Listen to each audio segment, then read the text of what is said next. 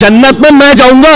जन्नत में मैं जाऊंगा। नहीं, जन्नत में मैं जाऊंगा। तुम्हारे अंदर तो बिल्कुल भी सब्र नहीं है।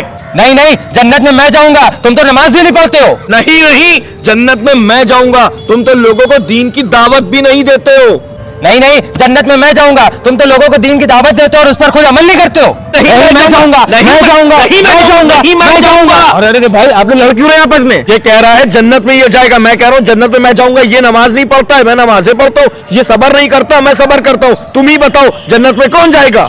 इसका जवाब तो इमाम साहब ही देंगे। आप लोग जाइए इमाम साहब के पास, इसका जवाब वही देंगे।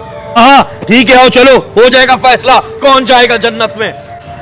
इमाम साहब जी बताएं, आप लोग क्यों इतने गुस्से में? हम साहब, हम लोगों की बहस चल रही है कि जन्नत में कौन जाएगा।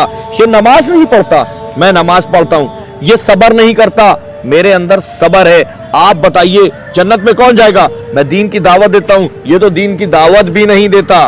लोगों के साथ अच्छा बर्ताव करता हूँ। इमाम साहब आप ही बताइए कौन जन्नत में जाएगा? मेरे भाई, आप दोनों ही जन्नत में नहीं जाएंगे। लेकिन क्यों इमाम साहब? अच्छा मुझे एक बात बताइए, आप लोग कभी स्कूल गए? हाँ गए। बताइए।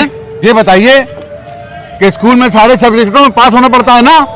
अगर एक सब्जेक्ट में फेल हो गए तो आप फेल माने जाएंगे ना उसको? जी जी बिल्कुल, आप बिल्कुल सही कह रहे हैं। यार इसका मतलब क्या है? कुरान में एक सूरत है, सूरह अस्र, इसमें अल्लाह ने फरमाया है कि जिसके अंदर ये 4 खूबियां होंगी वही जन्नत में जाएगा।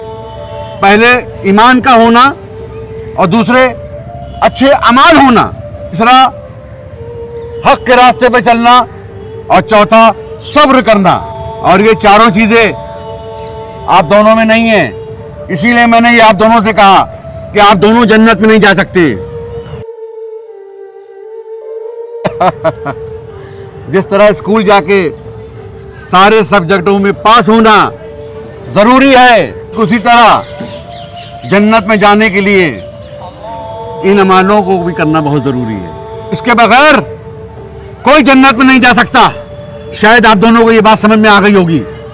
जी इमाम साहब, हम लोगों को बिल्कुल बात समझ में आ चुकी है। आज से हम लोग हर चीज पर अमल करेंगे और इंशाअल्लाह जन्नत में जाएंगे। मेरे भाई मुझे माफ कर दो, मैं तुमसे लड़ा, उसे गलती हो गई।